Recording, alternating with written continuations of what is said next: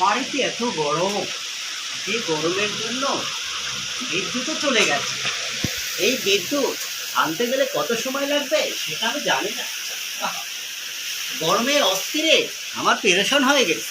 আজকে আর ধান কাটতে যাব না, তার সে বাড়ি শুয়ে থেকে একটু রেস্ট করে শোয়ার কি কষ্ট।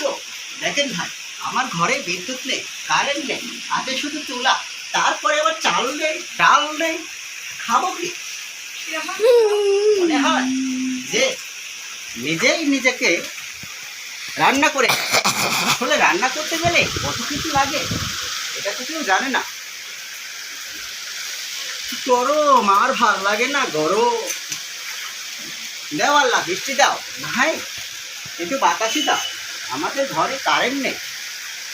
বাবা বাঁচা গেল, কারেন্ট আসছে, আমি একটু আরামে বসি ফ্যানের বাতাস। বেলা তোমার এক কাপ চা নাও। কি তুমি চা দিতে পারবে না? কি বলছো এসব? এই তুমি আমাকে চা দিবে না কেন? কি দোষ করেছি? সত্যি কথা বলো, আমাকে চড়াবো।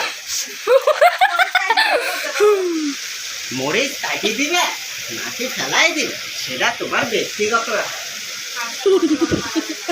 মা কথা শুনে মনে হচ্ছে আজকে প্রথম রান্না করতে এসে নিয়ে না করে বুঝিয়ে দাও। করার দরকার নাই, দেবে 1 কেজি তেল 2 দিনে খাইছে। এরকম সংসার করলেই মোটটা দিন ফকির হয়ে যাবো আমি। এই বাজারে মরিচের দাম 200 টাকা কেজি মরিচ। আরে সংসার ভালো লাগে না, ভালো লাগে না। ভাত খাবো কি করবো জানি না, বইয়ের জ্বালা আর ভালো লাগে না। কাট কাট কাট কাট কাট।